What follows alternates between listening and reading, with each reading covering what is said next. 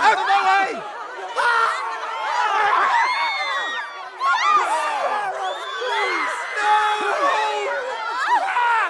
I can't see!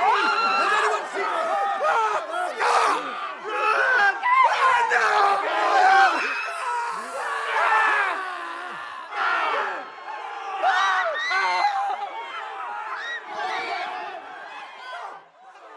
Faster!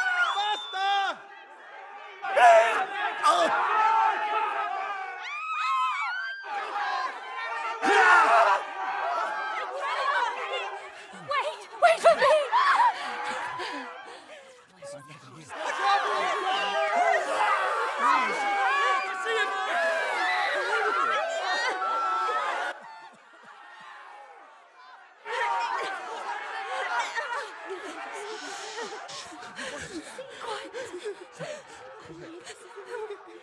Attention to us. What is it? What are they? Quiet. It's safe. Hold me! Hold me!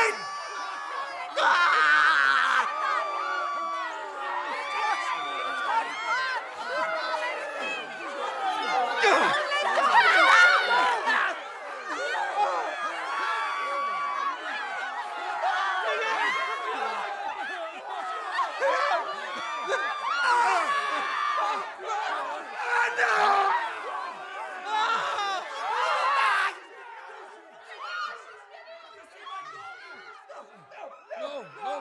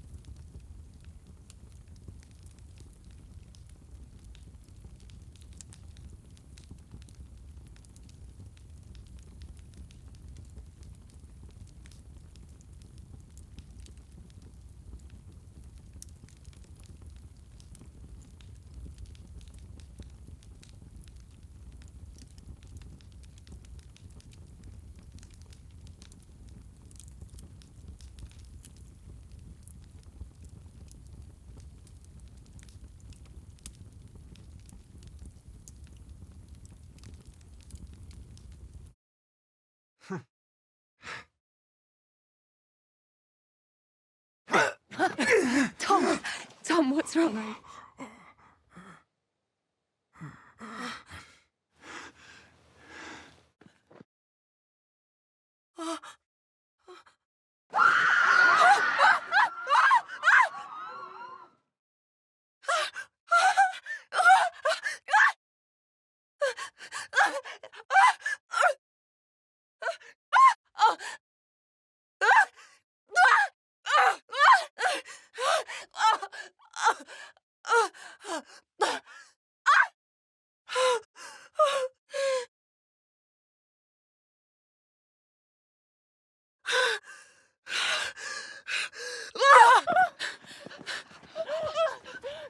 Get down!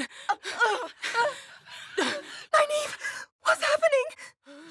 What are they?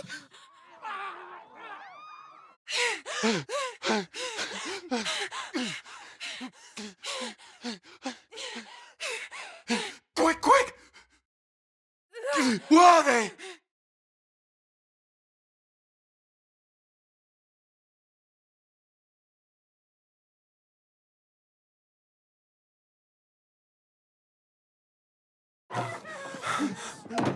Mum, Dad, where are the girls? They were right here, right? Where are the girls?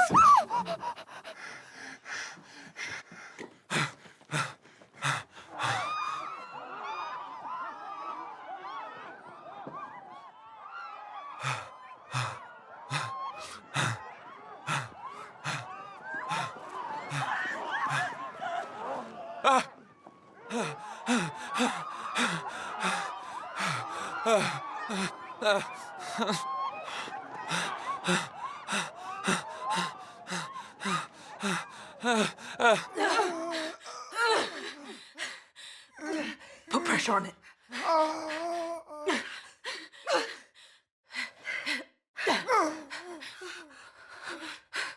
Hey, there. It stopped. It stopped.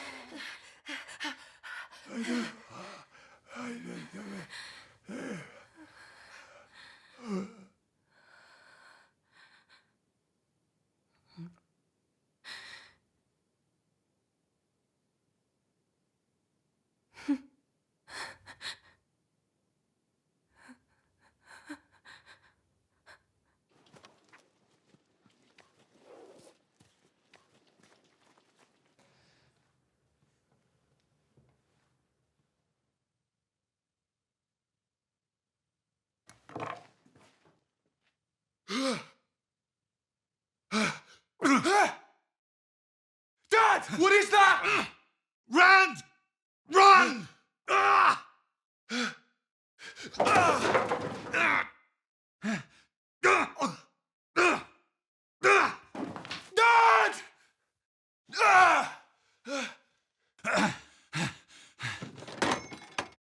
Hey, over here!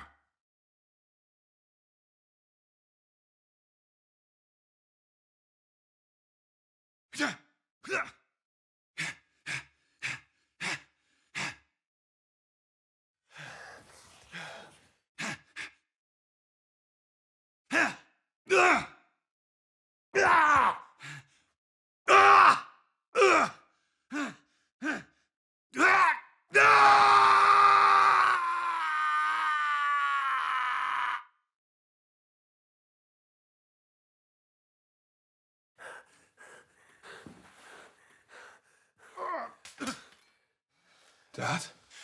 Dad? Are you all right? I'm fine. It's a Trolloc. You need to get out of here.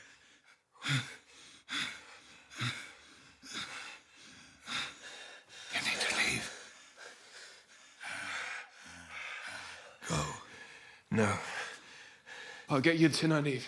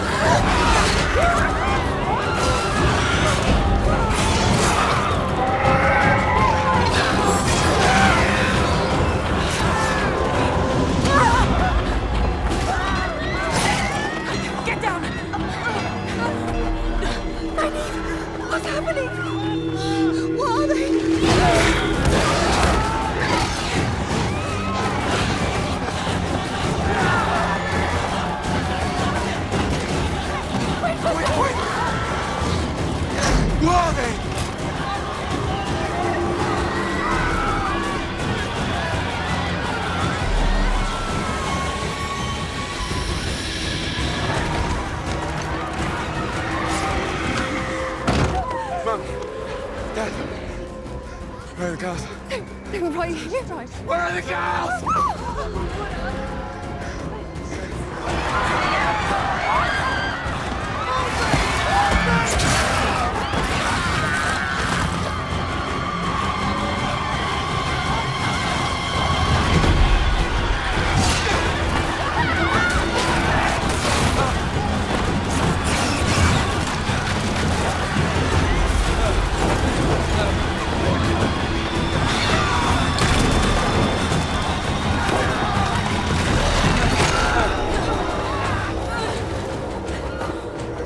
Put pressure on it.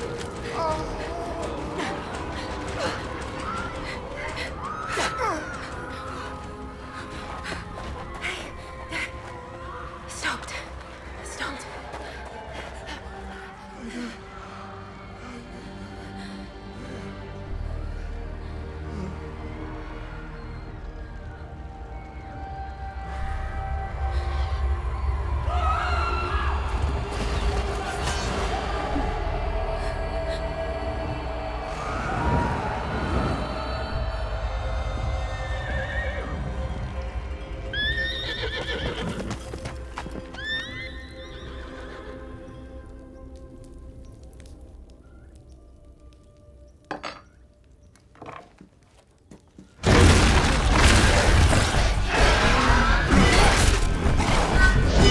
What is that?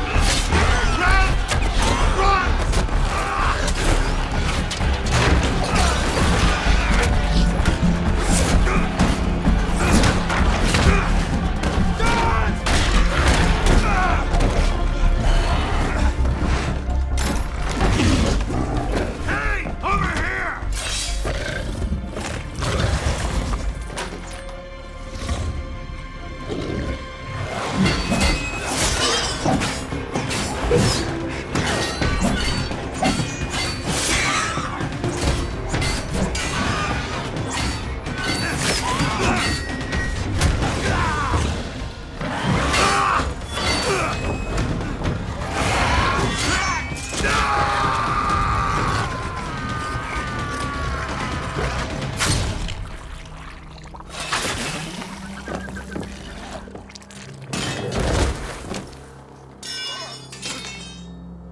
Dad? Dad, Are you all right? I'm fine. Mr. Trolloc, you need to get out of here.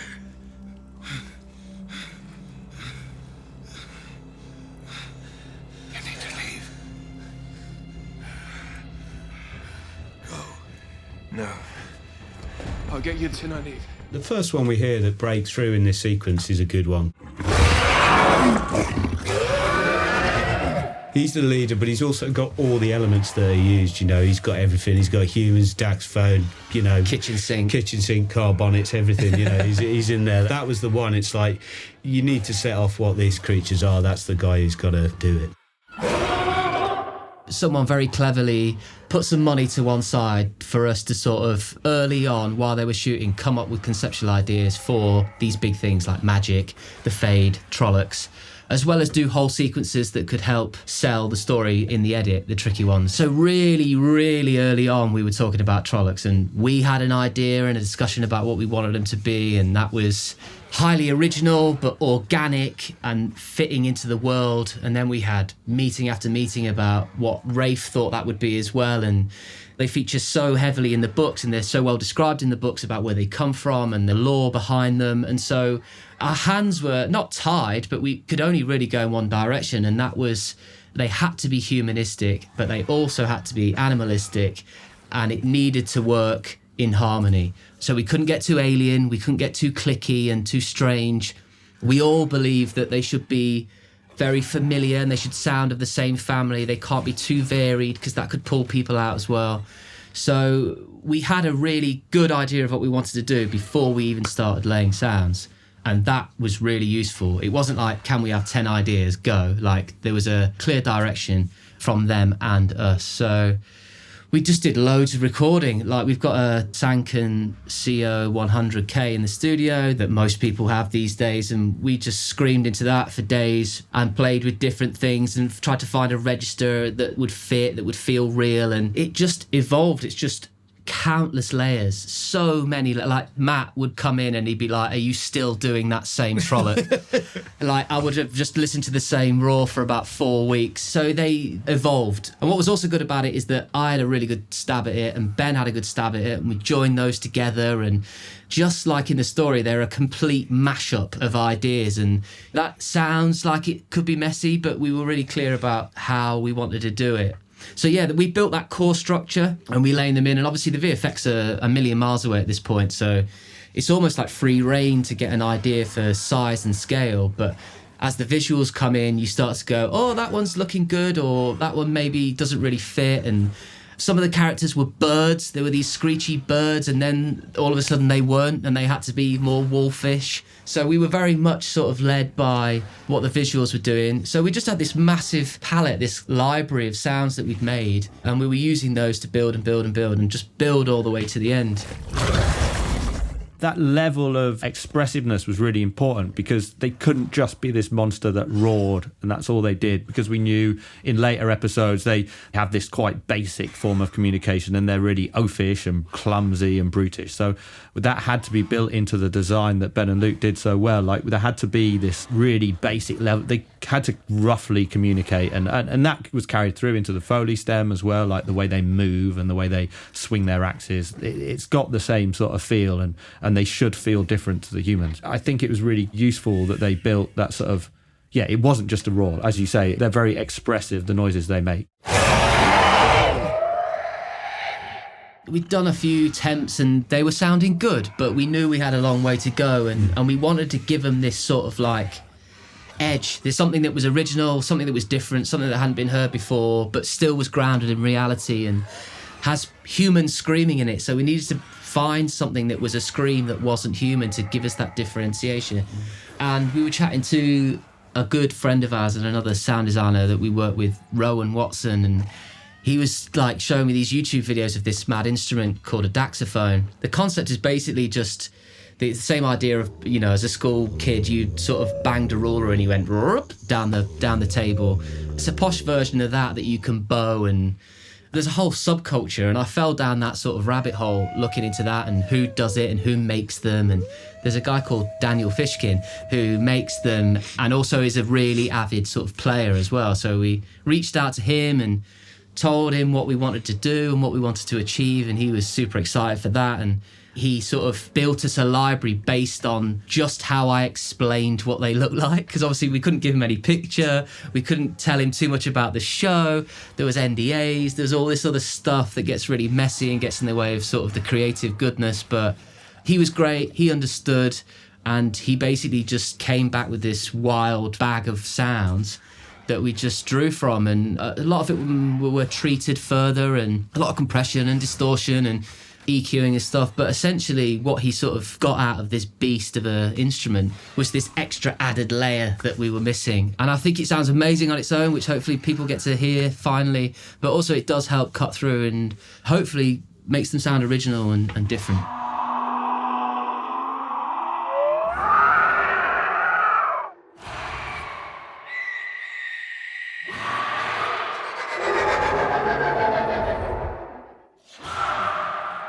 We're sitting here in our rooms and we're playing these sounds and they're coming out of, 8 holes, and it sounds like they're massive. And then all of a sudden we put them into our template that we know we're going to be mixing in, and we've got our compressors, limiters and the TV dynamics over the top, and we're sitting there and we're like, why is this not blowing our heads off? Where's it all gone? We've got the weight, but we haven't got anything. That's why Matt would come in and kind of just go, it just needs to be something there. So it was almost, that was why it was cool. And Luke knew he wanted to develop them further. So he was kind of constantly looking at different sounds, his young, newly born child screaming, with animals, that kind of thing. But it didn't gel, and we didn't want it to feel like it was 4 layers of sounds on top. It needed to feel like it was coming from this one thing. And that was what that instrument did. Because you sit there and you go, why is the music sticky? Why does it all feel so much more dynamic than what our sounds do?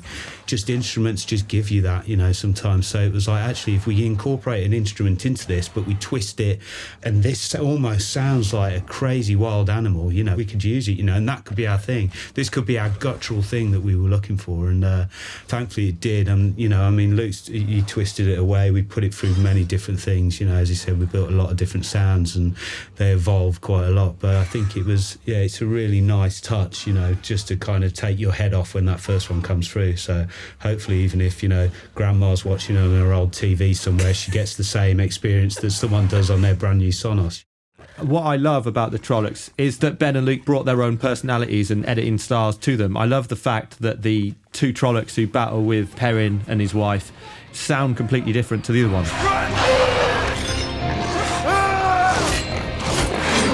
Like, they're just two other Trollocs who've, from a different family, because they were done by one editor. I love that they're different. They're not all the same, but they're all of the same essence, and I really like that.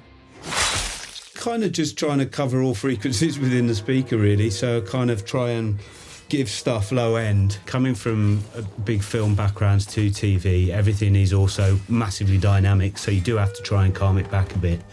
But you still want it to have that impact. A lot of time I'll kind of take a sound, double it up, and then maybe put it through something like one of the low airs or something like that. So the sound that you're going to be putting in the sub for someone who's in 5.1, they'll still get that same effect if they're listening in stereo, because a lot of the time can be just drop something in a sub and forget to leave that sound in the speakers, so I'm always kind of aware of that, really. We do a lot of outboard processing as well. We've got a lot of gear. We've got a lot of the Thermionic Culture stuff. We've got the mastering compressor and the Culture Vulture distortion unit. And this time has been a lot of experimenting with sort of parallel distortion and parallel compression, sometimes both. And it's been life-changing for me to get weight and body and just scale in, try and take it out of the box, try and get out of Pro Tools for a second and just run it through some gear. And it doesn't work every time, but for certain things it just hits that sweet spot and it gives scale and size. And as Ben says, we were very sensitive to the fact that it needed to sound good through a TV on a wall in someone's kitchen. We can't rely on a Dolby lined up room and a sub in these shows. So we were just sort of mindful of that and listening on different speakers and listening on soundbars and doing all those things to try and make sure that we've got all bases covered. Yeah, and adding variation to the sounds as well, because otherwise you can just get that same kind of thump hitting through. So we kind of, get the same sound, we'd lay it through, and then we might just pitch it. We'll just sit there and we'll just play and we'll just pitch and we'll real rock it and we'll just kind of, funny enough, sometimes play things out of SoundMiner and just vary speed it back in, just so it kind of gives a bit more. An impact is slightly slower, but it feels different enough to give it that variation.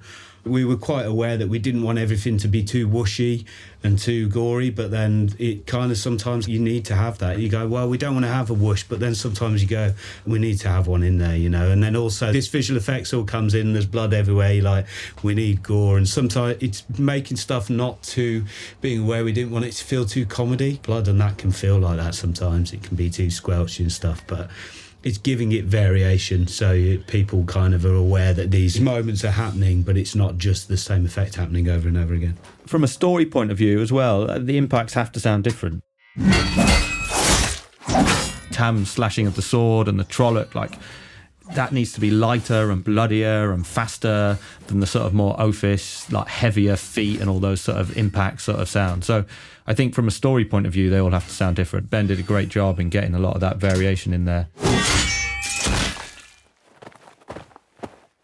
The Foley, like the dialogue, is that thing that grounds everything and holds it together. It stops the people floating around. It puts the viewer in that space and that environment, and that's really important to help sort of convey the story. We work really closely with Barney, who's our Foley sort of artist and sort of supervisor, who Ben and I have known for 20-ish years, I imagine, by now, and he's amazing. I love the Foley artist to focus more on the feet and the moves and the sort of more hand-type spot stuff. So Ben and Luke will have done a lot of work. It just requires a lot of communication, doesn't it? Like horses, we talk to them, and Ben and Luke do a lot of the feet and the carts, and then Barney will add a more detail-orientated layer of bridle and sort of the leather move and all that sort of stuff. And he may do some feet in certain surfaces that we don't have. There's a moment in 2 where they wade through water that was just really difficult, and we just didn't have something like that. The collaboration thing works the other way, in the sense that Barney would shoot some wild material for the Trollocs. Like, not everything is edited by the Foley team. We gave them ideas and they looked at things, and then they would shoot some wild material that then would make it to Ben and Luke so they could sort of work the Trolloc moves into their tracks. So it's not just them delivering tracks, it's a back and forward between the two departments. And there is double up, and then we kind of try and arrange it in a way in the template that it's easy for a mixer to manage it. Like, the Foley lived within the same session as the backgrounds and spots, so it was always in the same session, and hopefully it made its way into the same bust as well. Like, it's all quite integrated. Like, for instance, those stems, the way our templates are set up by the mixer, they're not separate reverb, so it's an offline bounce. We have to make those stems. It's not like there's a Foley reverb and a background reverb and a spots reverb. It's all working out the same reverb. It's all sort of combined. The final mix stems aren't as wide as the stems that we've sent you. Those are stems that we've made offline. For people to understand why there's double ups, I think you've got to understand the process. And Ben and I, from an effects point of view, are on first. Foley is something that we usually do a little later on because the cut's moving around and visual effects are moving around, and you want to shoot your Foley in the sweet spot between not doing it too late and not doing it too early in the picture changing, and you then need to go knock on the door again and say, oh, actually, can we have this sequence doing again because they've changed their minds. So we're there putting all that sound in anyway. So we're having a good go at stuff, and we use libraries for that sort of stuff, but also we're constantly recording things. We've got props in the studio. We're constantly recording stuff and getting things in there. And then what we'll say to someone like Barney is like, do the bread and butter, but then if you've got something, have a go. And sometimes, do you know, all the time, they'll do something and they just come from such a different background. Usually it's delicate and beautiful and ornate, and what we do is this gruntish, massive thing. And it's quite amazing to hear how both disciplines have a go at the same thing and how you get such varied results. And sometimes we go, that just plays, that sounds better. A lot of the time we'll mute our stuff in favour for theirs. So it's just a sort of a process, really. It seems clumsy to have two lots of the same thing, but it's actually a good thing, I would say.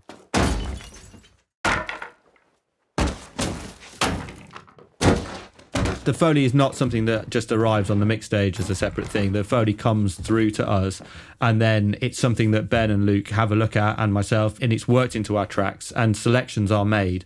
And if there are two cup downs, for instance, in the track lays, it's because we decide that the two sounds work together. It's not because we've just accidentally left. Most of the time, it's not because we've accidentally left one in. Like, you know, it's supposed to work together, and it, like, say, the cup down and then the Foley will do the water slosh or something like that. They should work together.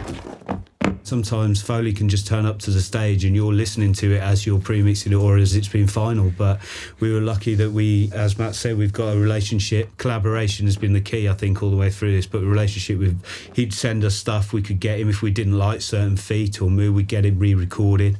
And doubling up, generally what we'd go through, and we'll try and pull sounds that are in the same family, let's say, into the same stem, into the effects tracks if we want to use them with spots. But sometimes there just isn't space, so there might be a sound you go, why is that there? And then it's like, well, because, you know, we ran out of room but we've got, like, you know, 20 buses, but we actually ran out of room to have that cut down because we've got so much other stuff going on. So but it's, yeah, we were lucky on this, and we I think if stuff is there and it's doing the same, it's because we wanted it to, you know. I think people can kind of be with Foley, there's a natural thing, or there was, to just pull it down. Oh, that's not right, let's pull it down, mute it. But I think sometimes if they've taken the time to record that, someone's actually thinks that's there, then you try and make it work. Let's use it, let's try it there, or let's use it for something else. Oh, actually, we've got another thing that we can use it for. So it's just kind of, you know, manipulating it where needed.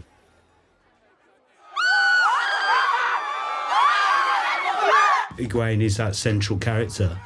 We tried to make it from her perspective quite a lot because it does follow her.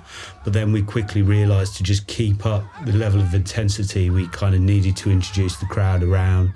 And we started small with that. We had a few small vocals of people passing and that because we didn't want to lose her. But then eventually we were like, actually, you need to have mass. We need to create panic here. We need to get bigger crowd around. How do you create mass panic? When you're seeing lots of people, you need to hear lots of people. And as dynamic as you want to be, you just have to, we just got to go full on, you know.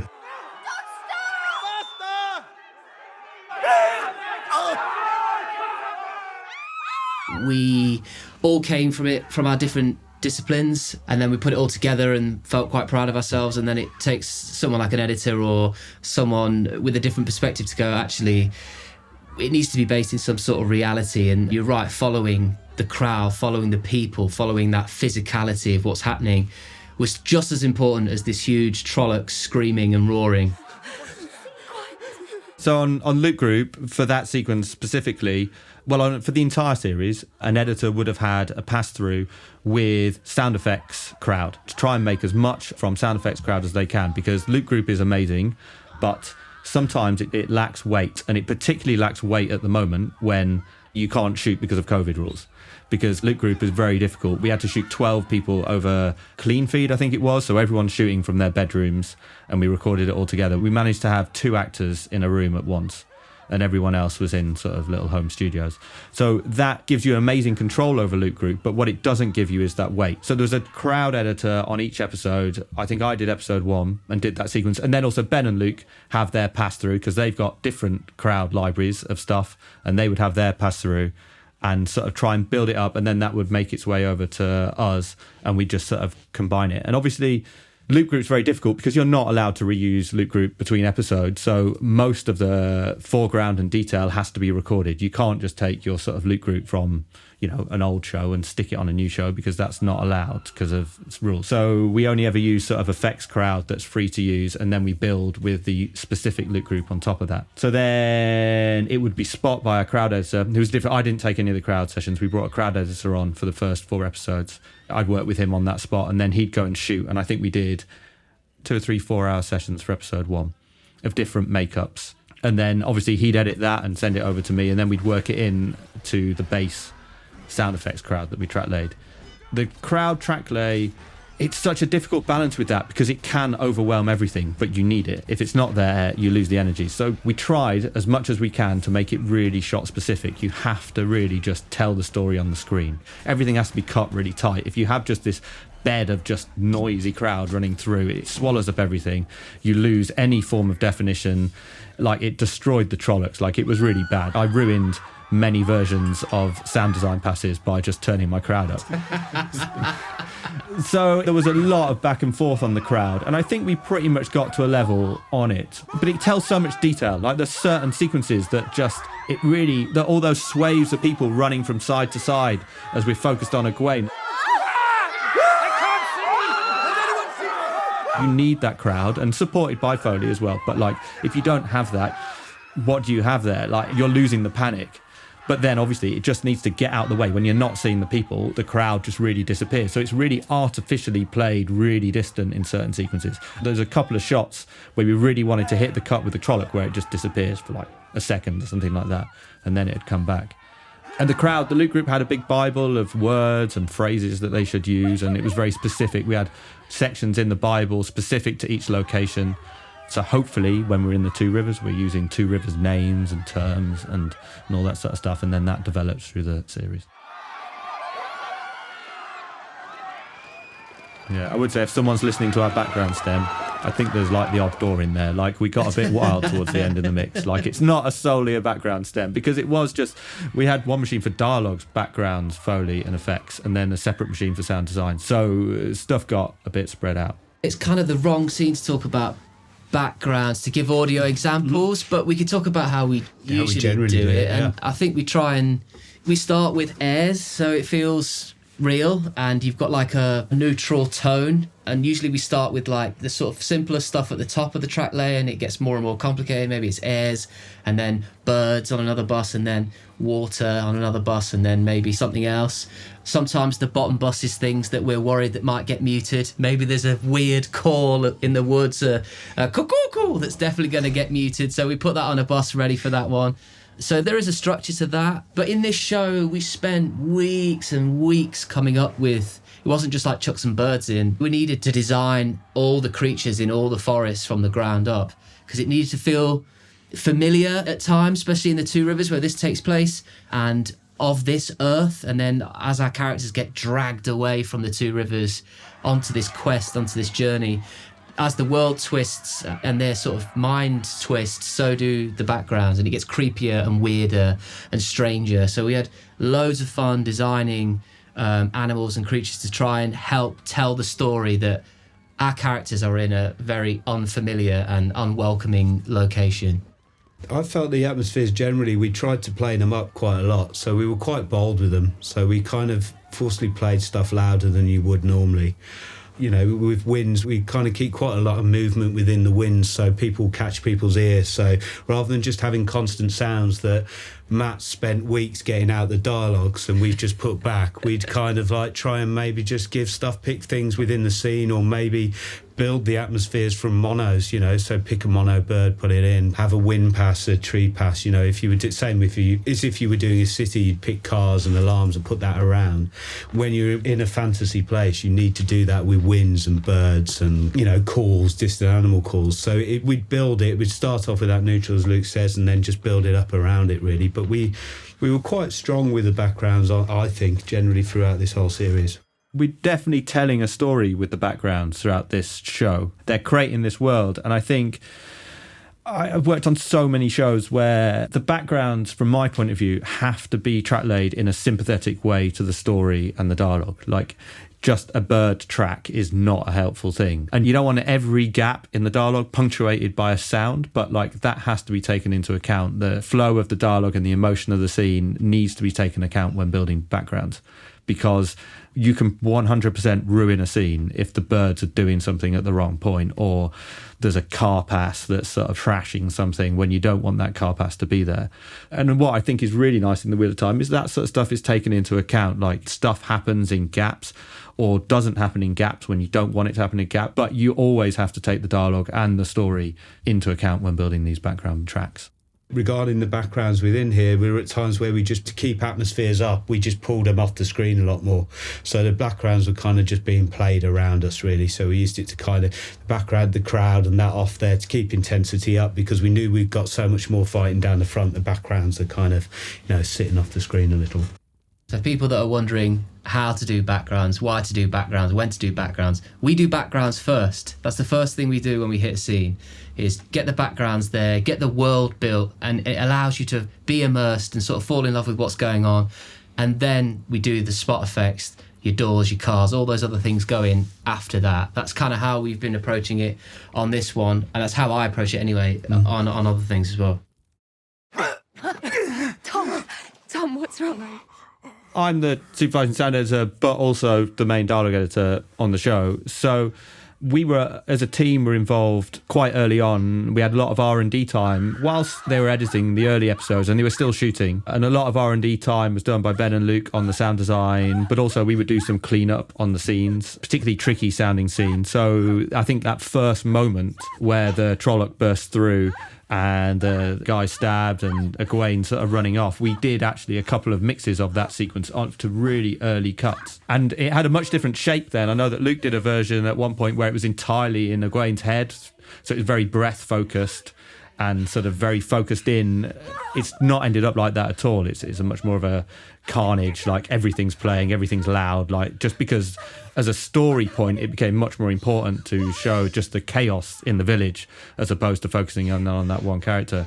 But from a dialogue point of view, if you listen to that AAF stem, there's very little usable material shot from the day for these huge sequences.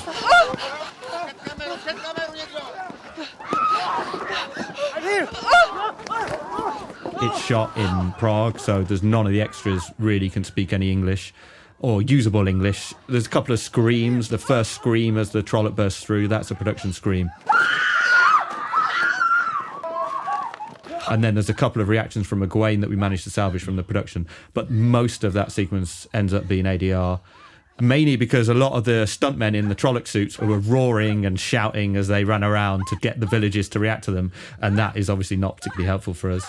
So yeah, we did a huge amount of ADR. The cast were amazing at all of that physical stuff, which is so important in these sequences because you need something to anchor all the panic and movement around.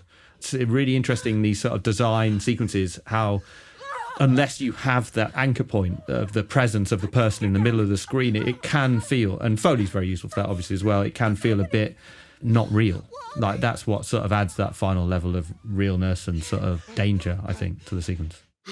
It's something that really evolved. The Tam and Ran fight, for instance, that's got like a cleanup pass in there. Like we've got some temp iPhone ADR, and we shot some ADR. We even like did our own efforts for the fight just to try and help them build something in the edit, to try and give them some shape, because it's a really difficult sequence to cut. Like it's just a full-on battle for 10 minutes, and unless you can get some sort of shape in there sound-wise, it's just painful.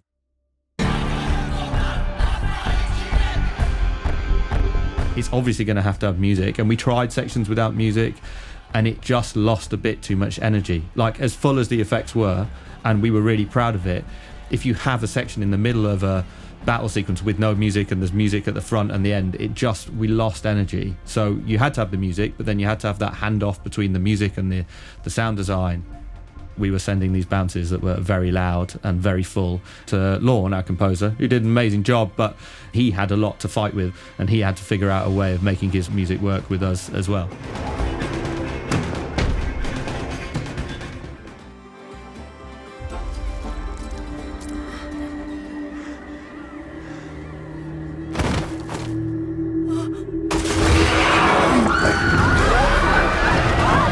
I think from a mix point of view as well, we try to be really sort of classic sound design, big sequence, only track lay what you see, be really specific so we're not cluttering it up with noise.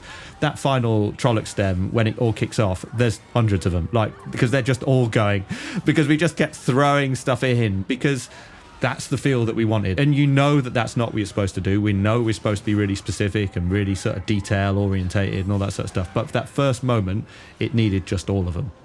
Everything has to play. Everything has its moment, but you can't do that for 3 minutes. So I think we just decided that the first section would be all out crazy, and then after that moment where we can have a beat and take a breath and find time to tell different stories, then whilst keeping it alive.